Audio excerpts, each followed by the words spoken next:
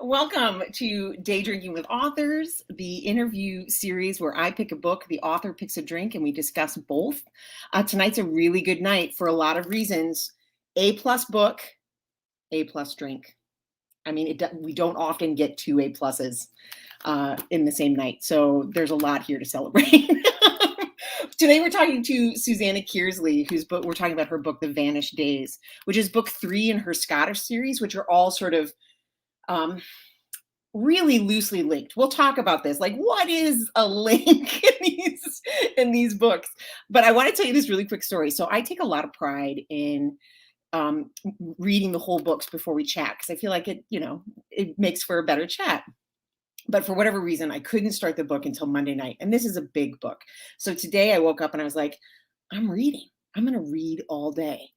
But it's a big book. So then I realized when it gets to the point that I'm like, well, now I've got to like make dinner and take my kids places.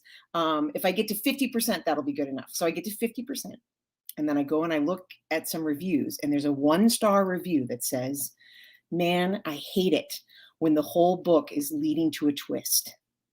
And I said, damn it, my kids are going to have to fend for themselves. They have to walk where they're going to go, because I love a book that ends at a twist, and it doesn't disappoint. So we're going to talk to Susanna in just a second about her book, The Vanished Days. I'm going to read the back cover copy because my mom really likes that, and she would like this book. Mom, if you're listening, The Vanished Days, you'd like this one a lot.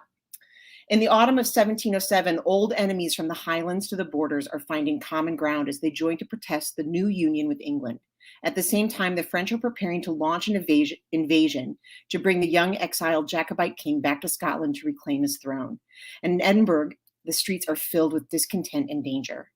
Queen Anne's commissioners, seeking to calm the situation, have begun paying out money sent up from London to settle the losses in wages owed to those Scots who took part in the disastrous Darien expedition 8 years earlier, an ill-fated venture that left Scotland all but bankrupt. When the young widow of a Darien sailor comes forward to collect her husband's wages, her claim is challenged. One of the men assigned to investigate has only days to decide if she's honest or if his feelings are blinding him to the truth. Set at the cusp of the 18th century in the midst of the Jacobite rebellion, The Vanished Days is a brilliantly told story of espionage, loyalties divided, boundless courage, and enduring love. And really, they could talk more about the enduring love, because it is a beautiful love story. Okay, here we go. Here's Susanna.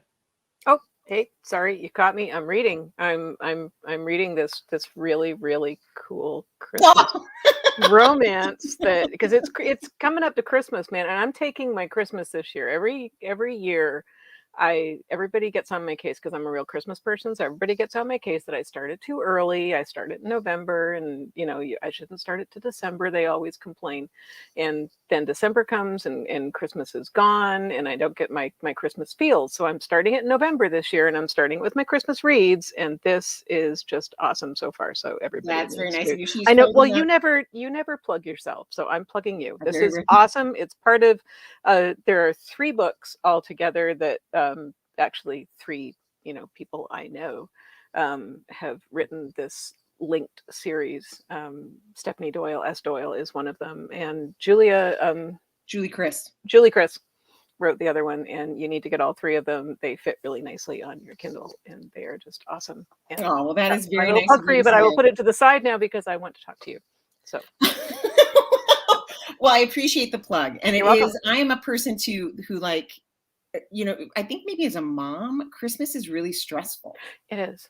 And so you needed the pre-Christmas. Oh, I have to sink into my Christmas meal. I have to, and I'm all about the romance reading. That's my thing. You have been a romance fan and advocate your entire career. And in fact, I was trying to think of, like, I wanted to say that I feel like I met you at a conference in a conference bar, but we met at the library. It was the North York Library.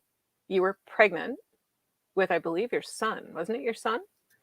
Yeah. Your son's your younger one, right? So older. He was older. My first. Yeah. Oh, he was your first. Okay, so might have been your first.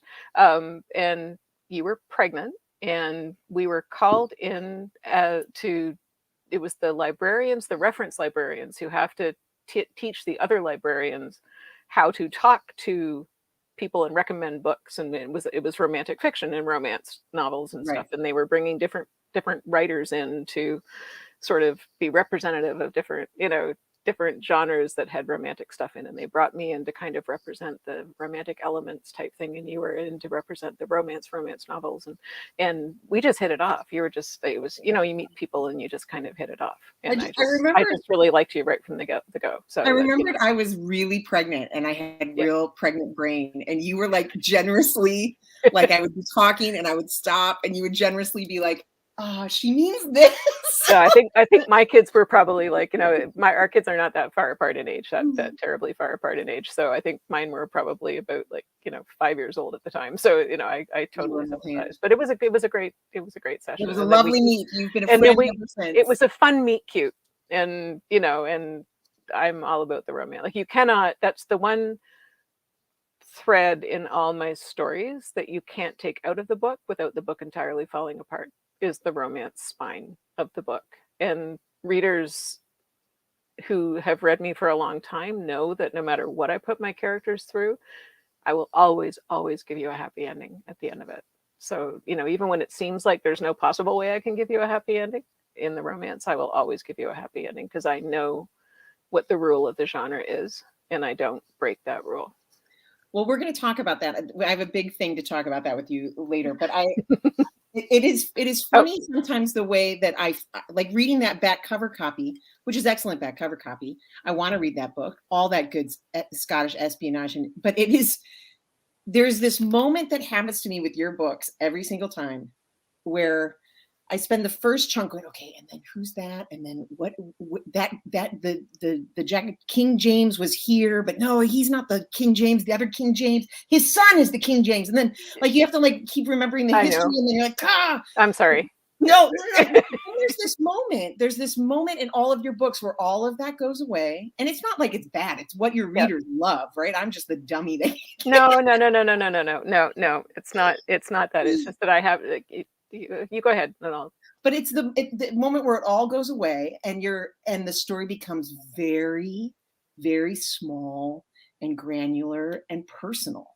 And I feel like that's the magic of your books is you do take this incredibly complicated history and then make it about a little girl who is trying to get her sword to her father, who, then, finds out her father is being killed. Why was her father being killed? Because in real life, that's a real person, and that happened to him in real life. He was, Edward Aitchison was a town guardsman, and I found out about him while doing research on Colonel Patrick Graham, who's a character that has been with me since the Winter Sea. I mean, he's been with me from the Winter Sea through the Firebird. He's one of those characters that just does not leave my writing room. He just hangs out here with me all the time. And Edward Aitchison was one of those people that, was a little side mention in something. And I just felt it very sad that, Colonel Graham had gone to argue for, with the widow of the man that had gotten killed about, trying to save Aitchison's life, and the widow was having none of it, and Aitchison ended up getting executed. And he was executed in kind of an odd way for the time. I mean, like usually they would hang you, and he was shot, and not executed in public, but executed in private, in a churchyard, not in the public street. So all these things kind of just stay in my mind, and then I tried to do some research on him, and I found out that he had a little tiny girl and a newborn baby. And then my heart just breaks for him. And so I gave him an extra daughter, because I didn't want to use his existing children, because I don't know what happened to them in real life. Like in real life, they may have, they may have descendants that, you're messing with their lives and their real storylines. So, but I can throw an extra daughter into the mix and give her whatever life I want to. So that's your rule of thumb with all of these is like, just don't mess with the real story. Well, obviously I have limits, right? Because with John Murray, I got really attached to him and I messed with his storyline completely. But I think I'm not entirely sure, I sometimes I'm not entirely sure how much I'm messing and how much is just undocumented. The universe just coming in and messing with Yeah. me, because I do discover things in my research that I think it's almost like Carrie in the Winter Sea. I think I've created it, and then I find research later on. It's kind of like, oh, cool. I'm looking at this portrait of John Murray, and his eyes really are the color of the Winter Sea, and I didn't know that when I wrote him. Or, in the Firebird or whatever, I shot this character through the thigh, and then I find out he actually was shot through the thigh, and it's kind of like, huh, interesting. I So remember that so yeah, well. What was the procedure to take the infection out of that? you put a it's got a name that, of course, you've got me drinking now, so I can't remember it. But Oh, no, let's not wait. We're the already derailed. yeah, totally derailed me. But you put a piece of fabric through it to act as a drain, which is Yeah. not pleasant. With a No, and it needle, wasn't pleasant in the book, but I think about No, it a lot. I no. think it's one of those things that, like, you read, for instance, like Stephen King's The Longest Walk, Yeah, and there's like that little scene where they talk about the shoes that, like, what are the right shoes to wear for this like march to their death. yeah. And I think about, oh, whenever I put shoes on, I was like, how far can I walk? How far can I walk in these? Yeah. It's like- Well, I I figure if I'm interested in it, at least one other person's going to be interested in it, right? And you come across these things. It's the things that make me go, huh, it's interesting. But there are medical, like Army medical guys who wrote journals and and not all of it how-to will kill books you. and stuff, and so Not yeah. all of it is like will kill you with infection. This is one No, weird that's how thing. they got the infection out. That's how Yeah. they kept it from, because you keep it from closing up that way, right? It kept it from closing up and allowed the infection to drain. They did what they could. All right, let's start over. Yes, We're ma'am. gonna start from the beginning, Okay. and we have to talk about this drink, Oh, which this is drink. Yes, sorry. Yeah. the least Scottish drink we could have picked. It was- Well, it was my fault because I said margarita, and then you said you've got this excellent recipe for like an adulterated margarita, it's and like a margarita by way of Italy. it made it red, and then we had to come up with a name for it, and I said, why don't we call it the Braveheart, which actually isn't named after, in case anybody's wondering, not named after the Hollywood bigot guy. It's sorry, Wilkinson, not that guy. not that guy. The actual Braveheart was Robert the Bruce. Like that was a title that he was given, and like It that was was a thing he was how called? he's known. I'm not sure he was given. I don't think he was given it in his lifetime. But after Robert the Bruce died, his heart was preserved, and it was carried into battle by a Douglas. I can't remember the guy's first name because, of course, you've got me drinking. But it was carried into battle, into the Crusades, by a Douglas. And at one particular battle, he carried it around his neck in a like a little metal casket thing. And at one particular battle, he threw it into the heat of the battle and said, something to the effect of, go on, brave heart, I'll follow you, sort of thing. And they rode into battle to get the heart back, which was, a common thing. You'd throw something back into the battle, and then you'd have to go retrieve it. So he went and retrieved Robert the Bruce's heart and defeated the enemy while doing it. So Robert the Bruce became known in Scottish folklore as the Brave Heart, and his heart is actually, buried and preserved that way. So it's not Wallace, it's the Bruce who is Braveheart. Do you think that the writers of Braveheart knew? Yes. Oh, and they just co-opted it. Yes. And the actor who plays the Bruce is actually a lot cuter too. So he was always my favorite, Angus McFadden. And little shout out to Angus there. But anyway, Right. I'm going to toast you in the. Actually, I always do this backwards. Here, let me do it the proper way, proper hands. Okay, because everything's backwards on the screen. I'm going to toast you in the proper Jacobite way, which is you toast. You have water. You have what you're drinking. Okay. Mm-hmm. And you pass it over the water, and then you drink. So that was like a silent way of like, because you're not to the king. Your loyalty to the king over the water. It was the true king. All I can imagine is in all those bars, all those you have places. to do it really, really discreetly. The fight. The water would be on the table. Like if you were sitting at a table with your water glass on the setting, you would very discreetly just sort of would do like a hand motion like that, very, very discreetly.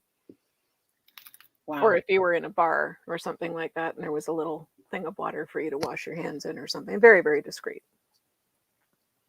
You couldn't get caught, but it would signal your loyalty to the king over the water. All right. So can I ask you this? And I know I've Yeah. got you drinking, but can you Always a dangerous thing. give us the cliff notes Mm. of, and I don't need the political stuff because I think I've got the political stuff, but what, like, I've been to Stirling Castle. I've been Yep. to Edinburgh twice. I've been. Yep. What is the religious part of this? That Oh, is yeah. like, It's I mean, crazy. the thing that we're taught in Yep. any sort of like, you know, I'm from the States, so it's. Is but it a I'm telling Catholics you and this, Protestants, right? yeah. Yeah, You, and it's you're not. So Yeah. give us like as brief as you can. Okay. Cliff notes. So what you have to do is you have to go a lot further back than you're taught. Is that you're taught that it sort of started. You're taught that it started with Bonnie Prince Charlie's grandfather, James the Seventh. Okay. You got to get the numbers right. The numbers are like the Jacobites started with James the Seventh. Jacobite means a follower of James. Jacobus is James in Latin. So Jacobite means a follower of James. That's all you need to. That's where that comes from. Okay. So you're kind of taught that it started with James the Seventh, and he was, you know, terrible because he was Catholic. He was the brother of King Charles II, who everybody says was Protestant, but he really wasn't. And you know that the reason that everything fell apart was because this Catholic king came in and ruined everything, and they had to put the good Protestant king in his place, and then everything was fine after that. And then the Catholic king went away, and you know, sat in misery, and they had two, according to the historians, they had two attempts to regain the throne. Both of them failed, and that was that. 1715, 1745, those are the ones that the historians talk about. The reality is completely different. The religious upheavals have been going on way, way back, ever since the time of the Reformation, like the same time that Henry VIII, you know, had the whole Protestant Reformation. Right. The same thing was happening in I want to Scotland. marry lots of women. I Yeah. want to get rid of this one woman. I want to get rid of this one woman, woman. marry another one. You Make know, it so I'm going to become head of the church myself, and we'll get rid of all that, you know, power of the Pope, and same thing. So at the same time in Scotland, you have John Knox, who is a Protestant, battling the Catholic Queen Mary, Queen of Scots. Most people know about her. And he had been battling her mother, and he, you know, so you've got to just remember those two. That's back at roughly just after Henry VIII's time. Okay, so right. Mary Queen of Scots is the same time as Queen Elizabeth I. Right. Okay, so at that time, you've got John Knox, Mary Queen of Scots. John Knox is Presbyterian. And he's like a reverend, right? Like he's just he's just a guy. Yeah. So he's fervently Presbyterian, hardline Calvinistic Presbyterian. And Mary Queen of Scots is Catholic. And at the same time, you have this other sort of gentler sect, Presbyterian or Protestant sect, you know, that is sort of midway in between, which we would think of as Anglican. Okay, the Episcopalians are what we would think of as Anglican. I guess in the States where you're from, they still call them Episcopalians, but you know, in Canada we would call them Anglican. And that continues on through the whole of the 1600s. This back and forth, right? Charles I was Episcopalian, but you still had the Presbyterians who didn't like Charles I, and And they're all bad, right? Like they all, like as soon as Oh, someone gets into yeah, power, they they're taking the just, land away from the other ones. Like yeah, it's because it's all about power, and they're all trying to completely obliterate the other one. Like you're it's right, not just, because it's radicalism on all sides. right. Everybody is just so convinced that they're right, that they're all trying to obliterate the other. The only person who isn't in all this trying to obliterate the other person is James the Seventh.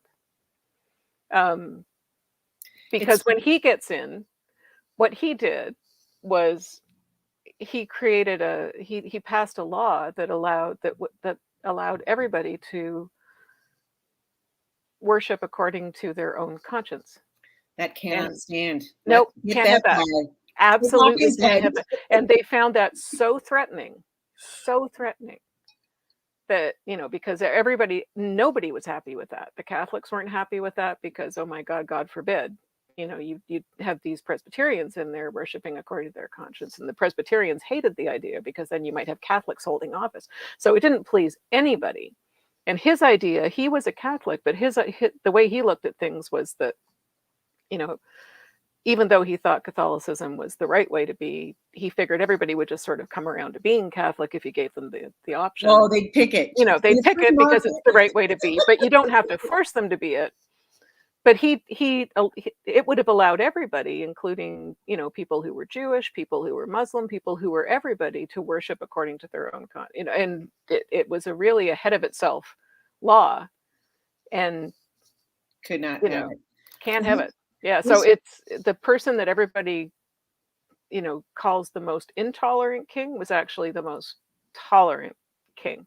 And it's one of those twists of history that he has developed this rep as yeah, being this, because he got written up by English historians who had who had to a change that whole narrative, yeah, right? yeah, Otherwise, you couldn't have anybody following that guy. no, Um, One of the things that sort of threw me as I was beginning this book is that you start it with very very appealing characters sympathizing with the English and against the rebels who are causing all this trouble.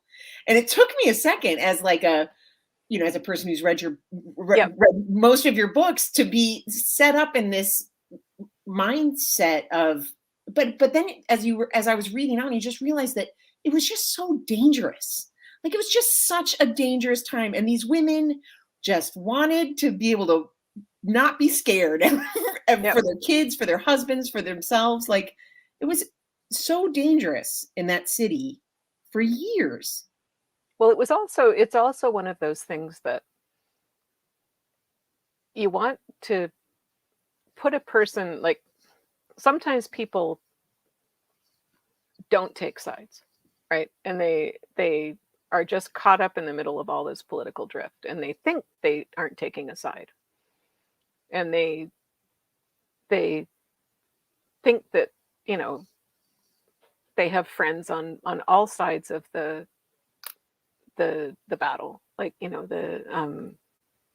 take that house in Leith with all the Mhm. family in it, and you have different people taking different positions. You have somebody that's just going along with whoever happens to be in power because they have to do their business, right? So, if the Episcopalians are in, then they're the top of the heap, and if the Presbyterians are in, then they're the top of the heap. And Right, it's just like, get along you know to get along, and you go right, along to get along, or whatever the saying is. And then you have somebody else in that house who, like, Walter, who is coming up, and he starts developing, very Jacobite leanings, because he that's the way he goes, and he sees a certain path. And it and I wanted to show that, everybody's going to react to those pressures differently. When you've got that kind of changeable society, everybody's going to react to right. pressures differently, and it's going to have an effect on the family, because in real life that's what happens.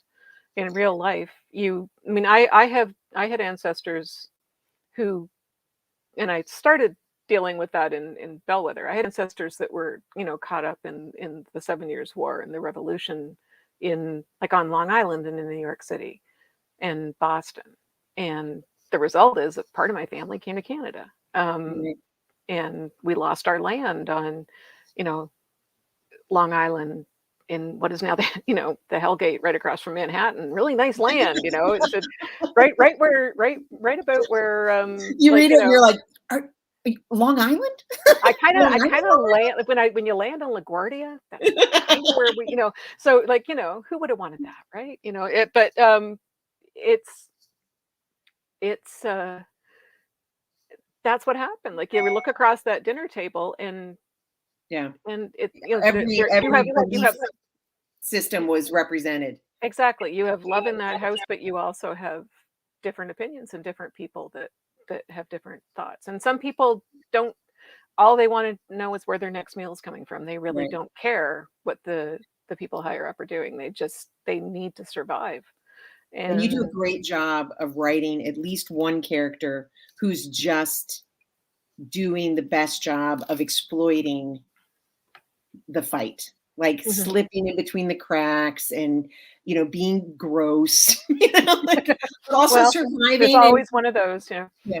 And there are So some people that are very principled and they will stick to their principles and no matter what, because the, you know, like Robin Murray, John Murray's yeah. older brother, was actually in prison in Edinburgh during that time. That's actually where he was, very conveniently for my How story. long was he in prison? Those Oh my prison god. systems You are know, gut-wrenching. he was I don't know if you probably didn't get a chance to read the endnotes if you were finishing the book like No, I that, was you know. just finishing the books as Okay, my kids were like, "I guess okay. we're making craft dinner." I was Yeah. like, "Yes, Sorry, you kids. are." Sorry. So when you get a chance to read the endnotes, Robin was in prison.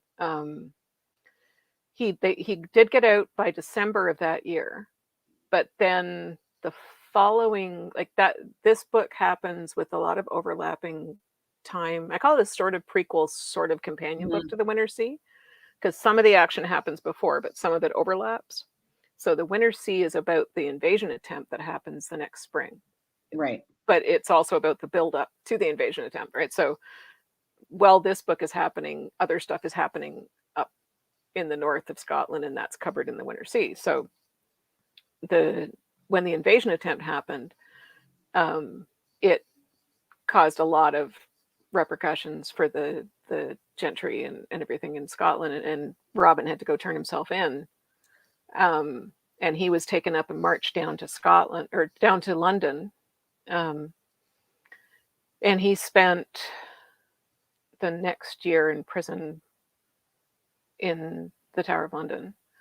Um, and then in the 1715 rebellion, he took up arms again and he spent 2 years in prison and was sentenced to death and only narrowly escaped getting killed. And when he got out of prison, um, finally made it home, and his wife passed away just after he Ah, came home. So yeah, he did, but he lived to be in his 60s, and he very good. had his children, and he never married again. He really loved his wife, and So he's one of those cool people that lived a really cool, noble neat and life, yeah, like and you convicted. know, so it was fun to put him back on the page, and I've seen his portrait, and he just looks like I call it mischief on a stick, like you know that kind of person that you just know they'd be really really trouble to deal with in Yeah. a courtroom. Like, you know, they're very, very, very clever man, very neat man. And a lot of what I was able to write in the book is his actual words. So I was able to cast them Oh, that's into, amazing. yeah, so it was fun. He was fun, Your research must just be, fun. but like, I mean, a lot of people write historical fiction, and this is a well-traveled path. But you're like, how? Okay, so the first part of this question is a softball that I know you get Okay. all the time, but the second part, get into it. So the first part of the question is like, why is this so fascinating? We all know how it ends. It's not good. Most of these men are killed. These women are left, widowed and Oh, but alone no, but trying to you can make sure. find, no, you can find the ones that you can create. You know, my saying is always every story has a happy ending if you end it at the right place, Molly. And it's, you know, it does. It's true. And you don't have to, like, you can do the doom and gloom, you know, mopey historical fiction thing, but that's not what I'm about because the Jacobite story is not that. Like they some really good success, and they had some, like, you can write the miserable, isn't it sad they never got what they were after, but they had some really tremendous success, and on the one hand, they did achieve what they wanted to achieve, which they kept the English Yeah. expending a lot of resources for a long time. And, and they created this amazing shadow court, at first over in France and then in Italy, and they Well, survived. globally, like, I They think through the books, survived. Oh god, yeah. Like, I mean, like like in Russia, Russia and and, Italy, and they survived for like almost 100 years in exile. And they almost succeeded in getting the throne back. yeah, and, like, And crushing the most dominant power of the time, yeah, right? Like, the and keeping them Roman. really, really worried, for a long time. And I think you can count that success in a lot of different ways. And the and really the people and the characters and just the fascinating characters that were at play in those times, and the little moments of honor, the Mhm. the idea that that you wouldn't, you just, it's some of there's some very honorable moments It is, in I their fight. And it's not, it's not the same as because somebody came at me once and saying, well, it's kind of like the people that don't accept the election being, oh, no, being no. gone. It's like no, it's they're the other, it's the other side. It's the other side. It's kind of like it's People fighting for freedom and what's right, yeah. yeah, it's the other way around. It's because the gamers were all on the other side, and the the ones with right on their side were the ones that were creating the shadow court. So it was a very fascinating time. And I like times of change, and I like times of people to whom ideas and honor were more important than you know It is, I will say possession. this, is that you have written some of the very best hero, I mean, as a romance Oh, reader and thank you. writer, you've written some of the best romance heroes because these guys are honorable, right? Like, Well, they're willing to go to jail. Even Adam, who's, um, the investigator that's sent to find out, well, not sent, I mean, he sort of gets he weirdly gets roped roped into into it. Yeah, but he is investigating this claim for money on the yeah. behalf of a widow of a Scottish soldier. Um, and even like his like cagey sense of when he has no, He's got honor of he's a different just a sort, doesn't soldier. he? Yeah, Yeah, he's he, got his honor of a his different, well, and it was actually fun to do because, I've got this interesting, again, a lot of it comes out of my genealogy background, like, because I was born into this, like, wacky family of genealogists, right? Big amateur genealogists. From the time I was, like, really little, we had, like, a pedigree chart on the back of our door, so we knew who we were descended from. And it just got crazier from there. Like, a lot of our family holidays were to places where our ancestors came from. We're still doing it. Like, we're that's still cool. going back. It's fun, and now we've added DNA into the mix, like, because they can do DNA stuff now. So it's doubly cool. But the so on the one side, on my mom's side, we have some people that are, kind of on the one side of the equation, like, with a little bit of money and everything. And on my dad's side, and on my mom's side, some people not as well. But on my dad's side, they're kind of like more the weavers and the miners and Hmm. the people that were more below stairs Right. and that type of thing. So it was kind of fun to do those people as well. And the investigate what was happening to them at the time, that the people who are more gentry were, because I tend to, with the Murrays and the Grahams, you're dealing with gentry, you're dealing with Yeah, people like, that and have like privilege. big deals. Yeah. Yeah. And it's like they're middle gentry, so it's like, they're still not the ones calling the total shots. They're still at the mercy of the kings and the the lords and They're everything the ones are going to still, jail. you know, They're they're not the even ones that go killing to straight. They're jail, going to right? jail. You know, but they're the ones like poor Robin. I felt bad for Robin, but the ones that are lower down, you know, really got kicked around, and they really had to run fast to carve a Yeah. life out of that. And it was interesting to create characters who lived at that level and examine their lives, and you know, and do it in a way that wasn't, you know, because so many times when people write history at that level, they do what I call, I don't want to call it like history, like, you know, rotten history porn, but it's kind of like they try to make history, like historical stuff, look really, really bad. Like, you know, Oh, it's got to be misery it's porn. got to Yeah. be really, yeah, it's got to be like really smelly. It's got to be really awful. Everybody's Yeah. got to Let's talk be, about you their know, teeth. yeah, everybody, you know, yeah, and it's like, come on, you know, like it wasn't that terrible. Like, I mean, I put the fleas in because, you know, yeah, you get fleas, but you know, it's not Mhm. like everybody was freaking out about fleas. You know, you comb them. It's not a big deal. Like I it's, did you know, I did really appreciate how I mean, like, I mean, there's no time of comfort that we've experienced where women get the privileges of men. right. But in that time in particular, it was very scary. It was very Yep. scary to be a kid alone, a young Mhm. girl alone. Like this law that if you're 10 years old, and if you're 10 years old in England and a man rapes you, they can say, well, she consented.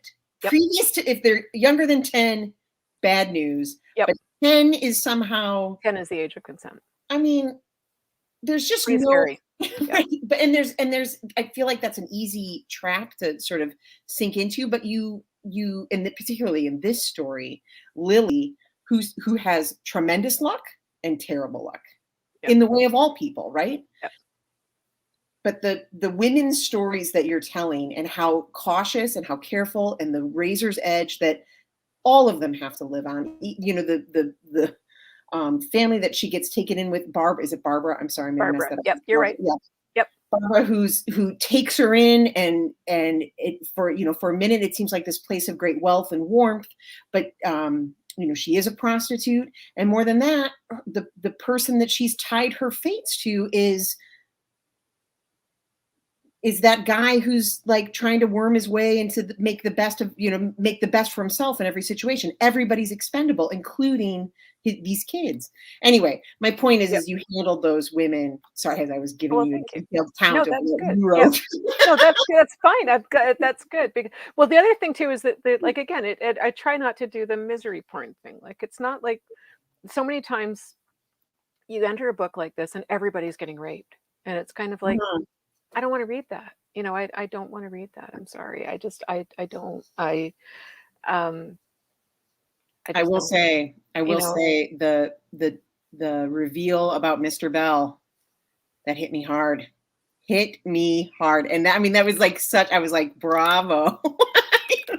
Because you painted this picture of this guy that was, anyway, he's not a great guy. You should read, everybody out there, read the book. I won't give it away, but you can probably guess. well, So, you don't. But I won't. What I will say to people is that I won't put. And no, I can say that I can say this with a degree of certainty. I mean, I try never to say never, but one thing I can probably say with some certainty is that I don't think I would ever write a rape scene. Um, and I have, like in A Desperate Fortune, I have a character who rescues a woman who's about to be raped. In this book, I have a near molestation. but the But interesting I part don't, about the, there's a way to show the roughness of the age without showing yeah, everything. And you don't like I guess it comes from like me being the what was it all about romance called me the one foot on the floor love scene person, right? Like like back to the Hayes Convention, right? It says one foot on the floor, but it's kind of like it's and it there's part of that. Part of it is because the scene you're talking about came from my personal history. oh That's wow. personal history, and it was important to me to put that in because I think sometimes we don't talk about it. And when we don't talk about it, we give permission for those people to continue doing it. And Right. that came right out of that whole Me Too thing, right? And, just, I mean, how many years have I not talked about it? And I I'm so sorry. remember, oh, thank you. Well, I remember I, I'm older than you, and like I'm 55, and I remember there was an episode of All in the Family. This is how old I am. There was an episode of All in the Family where Gloria got raped, and they put out a warning in the TV guide that night. Like, this is back in the Mhm. 70s, okay? They put out a warning in the TV guide the week before it happened saying, for parents, don't let your kids watch this if you don't want your kids to see this. And my parents did the opposite. They gathered the whole family together in the living room, and we all watched this episode together, and I will never forget it. And the too long don't read of the story is that Gloria got raped, and she ended up having to decide whether to go in and testify against the guy who raped her. And at the time, much like it is now, it's the victim that gets put on trial. So the lawyer was trying to prepare her for this, that, if you go in and testify against him, you're going to have to go through all that. And she ended up talking to Edith in the kitchen about it. And Edith told her about an incident that had happened to Edith. For people that don't know All in the Family, that Gloria was the daughter of Archie and Edith was the older woman. And Edith said that there was a man that had got her under the boardwalk once when she was a young woman, a young girl. And she had managed to get away and run away before anything happened. But she never said anything. She was too ashamed, and she never said anything. And she said she always wondered her whole life how many other little girls he got under that Yeah. boardwalk. So it's one of those situations that, I did what Lily did. Well, I didn't, do exactly what Lily did, because I didn't, go get taken in by a house of prostitutes. But I did I did what Almost Lily sees did. your death at the edge I of didn't do the. exactly what Lily did, but But you didn't tell. I didn't tell. I reacted the way Lily did, and I always wondered how many other little girls suffered because of what I did. You know, Because I mean, the man, like my Mr. Bell, worked for the Children's Aid Society. oh no. Oh my God. And I always wondered. To this day, I wondered. Um, and, it's too late now because I'm 55. He would be gone. Oh my God. So I put it in the book in the hopes that, people will realize that you don't always see. You don't always see. Yeah, that And I you realize can. we're doing a big spoiler here, but it's one of those things that you don't always see. And I had to fight with my editors about it, actually, because my editors were like, I didn't see that coming. It's like, you don't. That's the point. You know, that's the point. You don't.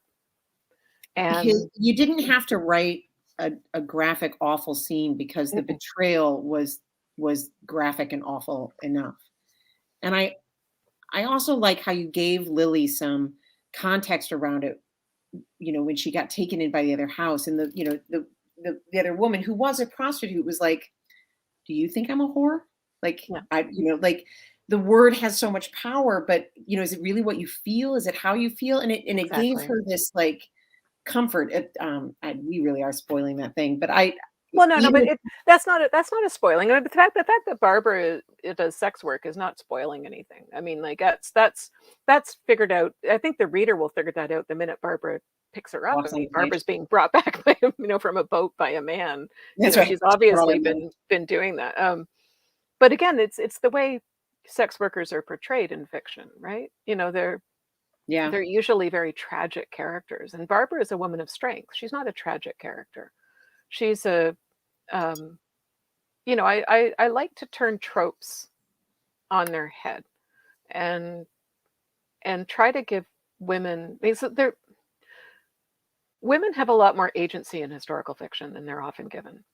Hmm. And when you find the like, if you go in the Kirk records, the Kirk session records for Leith, for the time period that I was writing about, you will find all these women being brought up before the Kirk with, with testimony against them. Barbara is based on a group of women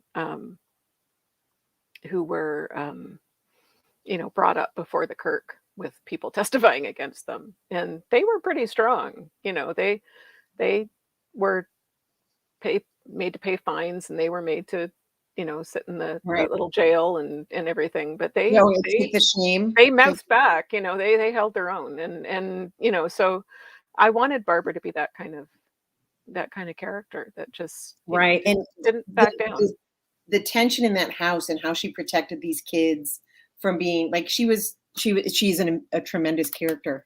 You can have a lot of love, like just because you're lower class does not mean that you can't raise a family with love and be protective of them, and that you can't raise a family properly. And I wanted to do away with that idea that being on the lower echelons of society means that, you're somehow going to raise kids that don't have honor, that can't do well. Right. I mean, like every one of those kids that comes out of that house does okay. I mean, like, they start off from a place of disadvantage, but the kids grow. They do okay. They get a lot of opportunities. Yeah. They're not easy ones, but they do get a lot of opportunities. Yeah. So one of the things that's really different about this book, from a lot of your other books, is like so you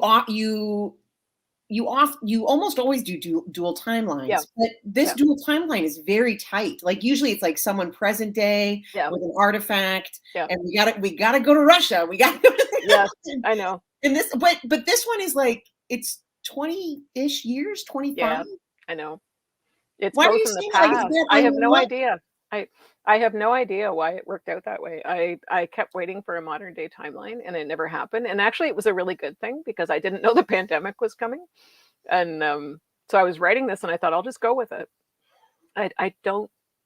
I wish I could say I planned it, but I don't plan the books at all. I'm not that technical with it. The book every book is just. Just is what it is.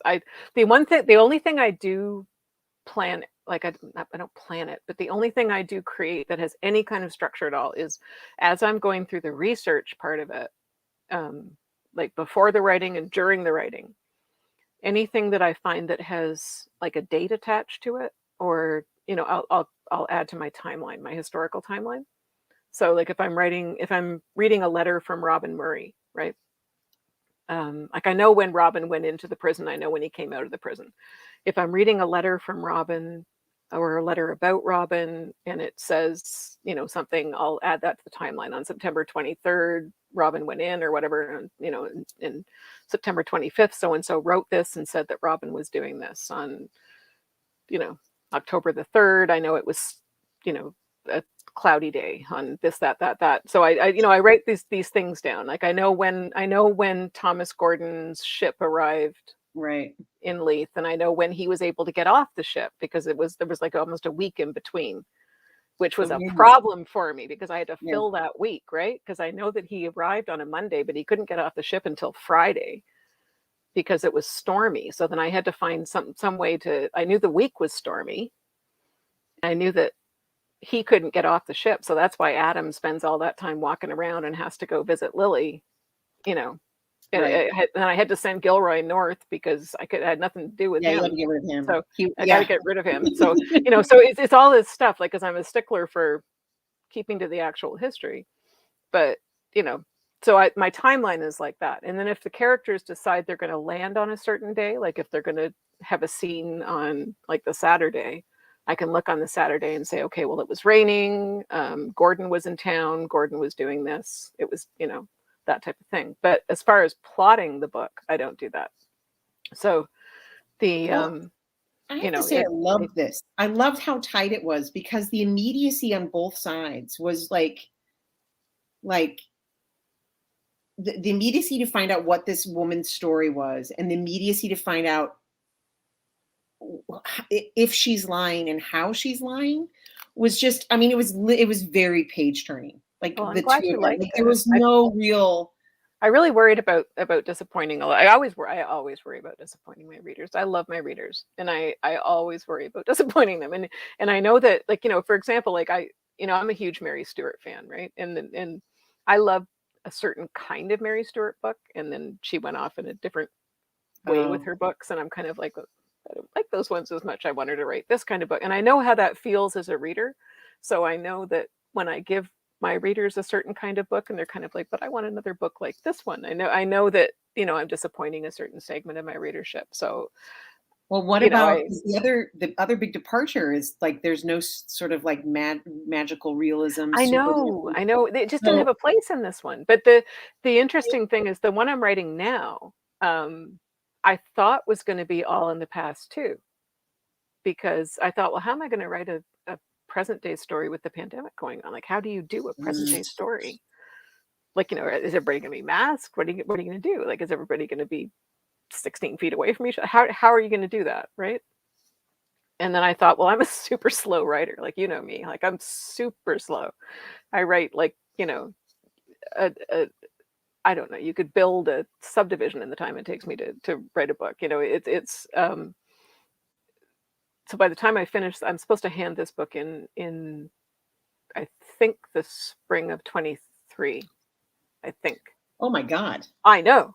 So, I think that's when I hand it in. I think I could be wrong. Um, that's a millennia I away in know. terms of this pandemic. I'll have to Who check on that. knows? I'll have to check on that because it's yeah, I'm pretty sure it's the spring of 23, like January 23 or something like that.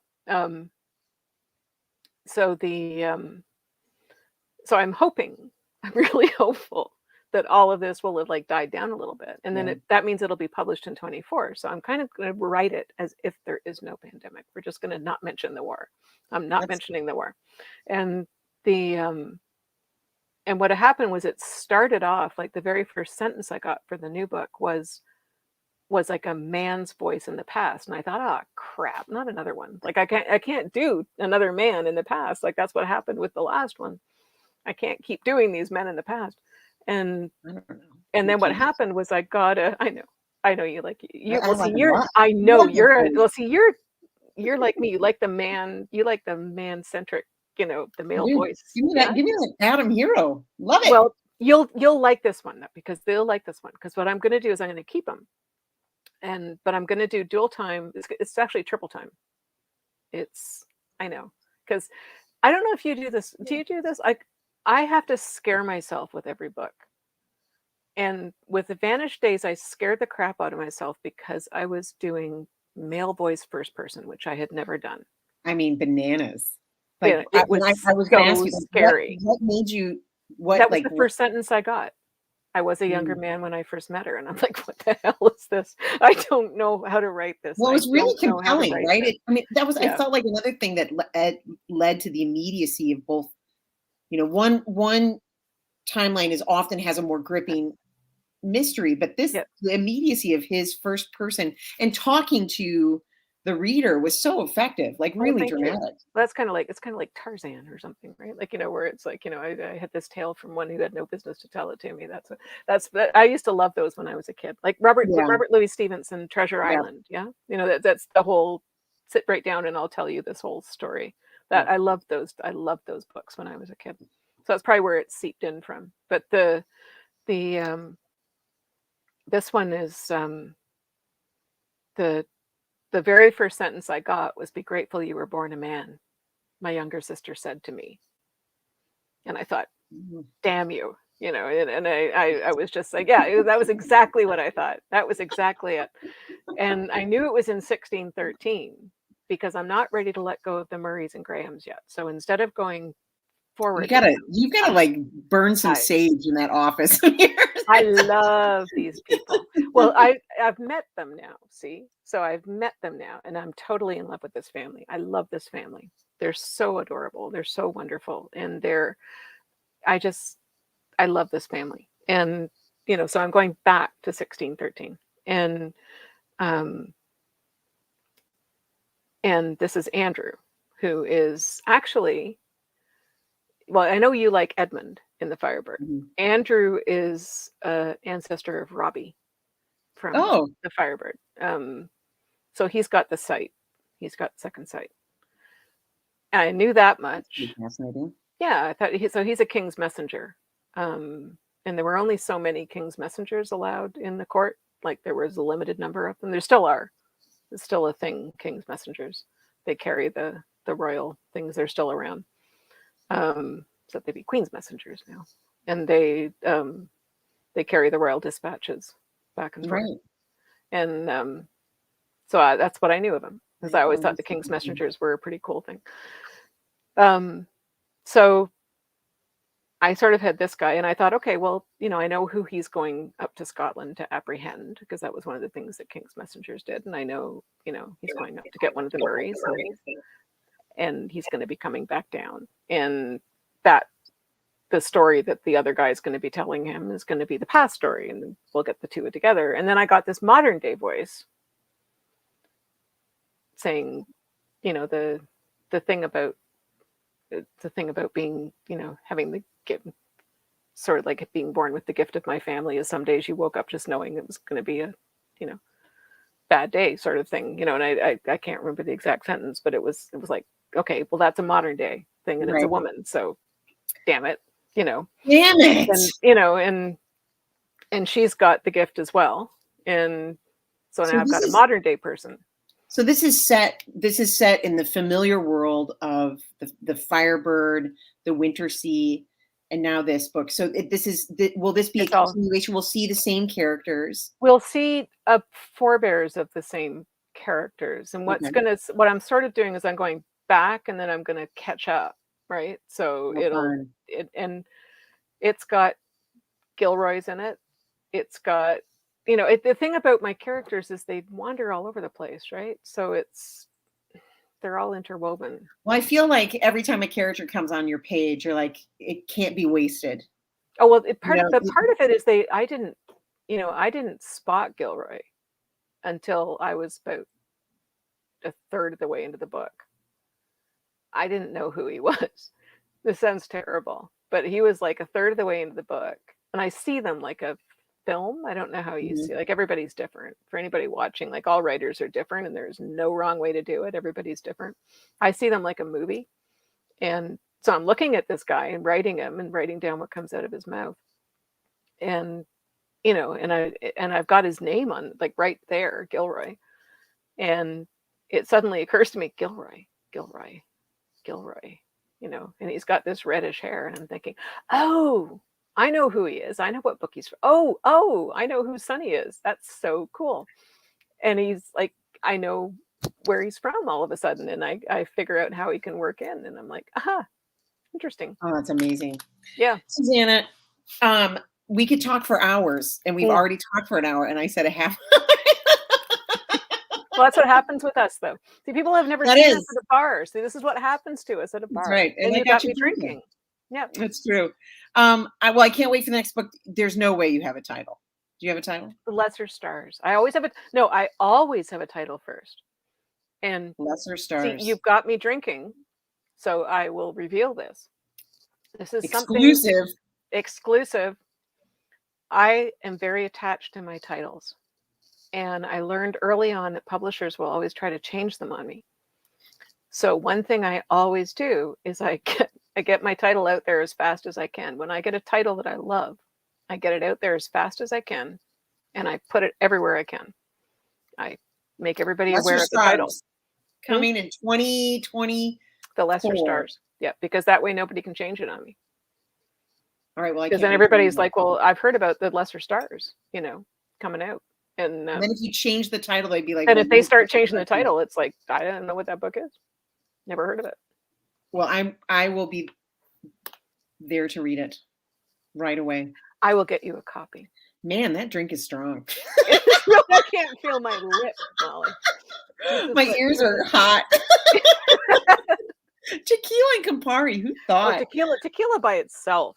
I mean, this is what people don't know is this is what we used to drink margaritas at conferences.